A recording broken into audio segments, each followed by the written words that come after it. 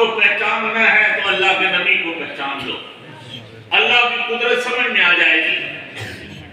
معجزات کا میں انداز کر رہا تھا تھوڑا سا، تو یہ سارا کچھ جو نظر آ رہا ہے یقیناً آمنہ کے لال کے دست رحمت پر ہوا ہے، لیکن قدرت اللہ کی، قدرت اللہ کی کار فرما ہوتی ہے۔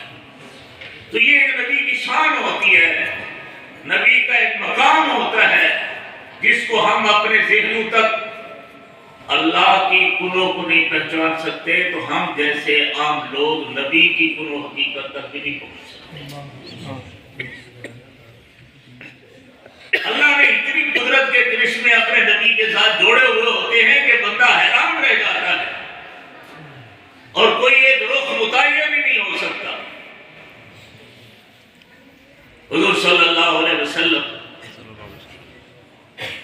تشریف فرمائے، نماز پڑھائیے، نماز کے بعد فرمایا عبدالرحمن تعال، لبیک یا رسول اللہ صلی اللہ علیہ وسلم، فرمایا کہ تو نے سب صحیح نہیں کی ہوئی تھی، سب سیدھی نہیں تھی یا رسول اللہ، آپ آگے مسلح پر میری سامنے کھڑا تھا، پیچھے کھڑا تھا، تو فرمایا حیرانگی کی بات نہیں ہے، اللہ نے مجھے یہ معجزہ عطا فرمایا ہے کہ نماز میں جیسے اپنے آگے دیکھتا ہوں ایسے پیچھے والوں کو بھی دیکھتا ہوں۔ سبحان اللہ! ہم نبی کی شان ماننے والے ہیں، سبحان اللہ، اللہ کے نبی کی شان ماننے والے ہیں۔ معراج پر جانا اور تشریف لے آنا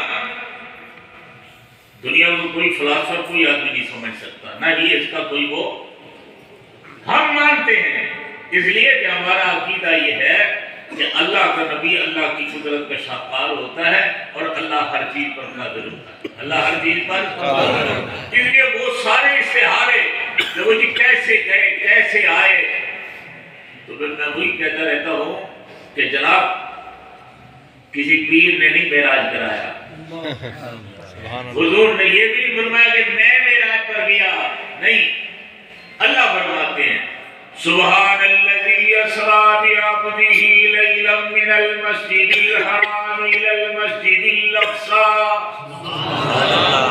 اللہ اکبر۔ اللہ ہر چیز پر قادر ہے یا نہیں؟ کہو اس کو کہ اگر ایک خادم نبوت جناب جبریل علیہ السلام اللہ ان کو دن میں کئی بار وہاں سے نیچے سے اوپر لے جاتے ہیں، سچ ہے یا جھوٹ ہے؟ سچ ہے۔ شبہ کیوں ہوتا تم وہاں کیوں کہتے ہو کیوں نہیں کیسے ہوگا؟ وہ بھی تو اللہ کی قدرت سے ہوتا ہے۔ تو اللہ اپنے آمنہ کے لال کو اپنے نبی کو لے جائیں لے آئیں، چند سیکنڈوں میں لے آئیں، اس کو قادر ہے۔ یا تو خدا کو نہیں مانتا، اور پھر خدا کو مانتا ہے تو خدا کو اللہ کل شیء قدیر نہیں مانتا، اگر مانتا ہے تو یہ اشکالات ختم ہوتے رہتے ہیں۔ اللہ کے نبی کو ایسے نہ سمجھا کرو جیسے عام آدمی۔ آج کل ہمارے لوگ بھی ماشاءاللہ لگ پڑتے ہیں، اللہ معاف کرے، ادب کیا کرو، ادب کیا کرو۔ نبی کی گستاخی ایک ایسا عمل ہے، ایک سیکنڈ میں 1000 سال کی ساری نیکیاں سیکنڈ میں ختم ہو جاتی ہیں، ضائع ہو جاتی ہیں۔ وَهُمْ لَا يَشْعُرُونَ، ان پاگلوں کو پتہ ہی نہیں چلتا، سارا اکاؤنٹ خالی ہو جاتا رہتا ہے، بس ایسے لین لگا لیتے ہیں۔ نبی ایسے جیسے استغفر اللہ، بات کرنے میں بھی مجھے ہمت نہیں ہو رہی۔ مجھے نبی تو ہماری طرح کھاتا بھی تھا تو پیتا بھی تھا تو اٹھتا بھی تھا تو چلتا بھی تھا تو بازاروں میں بھی جاتا تھا، شادی بھی کرتا تھا۔ اِنَّا لِلَّهِ وَإِنَّا إِلَيْهِ رَاجِعُونَ۔ موحد بنو جس طرح علماء دیوبند نے قرآن اور حدیث کی طریقے سے ہمیں سمجھایا ہے۔ لوگوں کو گمراہ مت کرو، دیوبندیت سے متنفر مت کرو۔ ہاں برابر الفاظ چل رہے ہیں، بلا شک چلتے رہے، لیکن تیرے میں اور آمنہ کے لال میں اتنا فرق اتنا اونچا کہ زمین و آسمان کہنا ہی توہین ہے، اس سے بھی کئی گنا زیادہ ہے۔ وہ بھی شادی کرتے تھے، ہم بھی شادی کرتے تھے۔ تیرے شادی کرنے کا مقصد الگ ہے اور نبوت کے شادی کرنے کا مقصد اور ہوتا ہے، اس لیے نبی تمہاری طرح نہیں ہے۔ کبھی اعتراض ہوتا حضور کی بیوی کو، پھر لوگ جواب دینا شروع کر دیتے ہیں، وہ جی حضور صلی اللہ علیہ وسلم کو تو بڑی طاقت تھی، 100 جنتی کی طاقت تھی، حضور کو تو زیادہ بیویاں چاہیے تھیں۔ یہ جواب نہیں ہے، جس نے دیا ہے وہ خود ذمہ دار ہے۔ نبی کے لیے اگر ایسی بات ہو تو حضرت سلیمان علیہ السلام کی 100 بیویاں تھیں، ایک ہی رات میں 100 بیویوں کے پاس ہم بستری بھی فرما لی تھی۔ نبوت کے لیے ازواج مطہرات، تعدد ازواج پر جو گفتگو ہوتی ہے، میں عرض کرتا رہتا ہوں کہ اللہ کے نبی کی بیویوں کے ہونے پر سوالات منہ بند کر دو، زبان کھینچ دو، مقصد ہی وہ نہیں ہے۔ ہمارے لیے کیا مقصد ہے؟ آپ صبح نکاح میں پڑھا کرتے ہیں نا، نکاح کرو، کیوں؟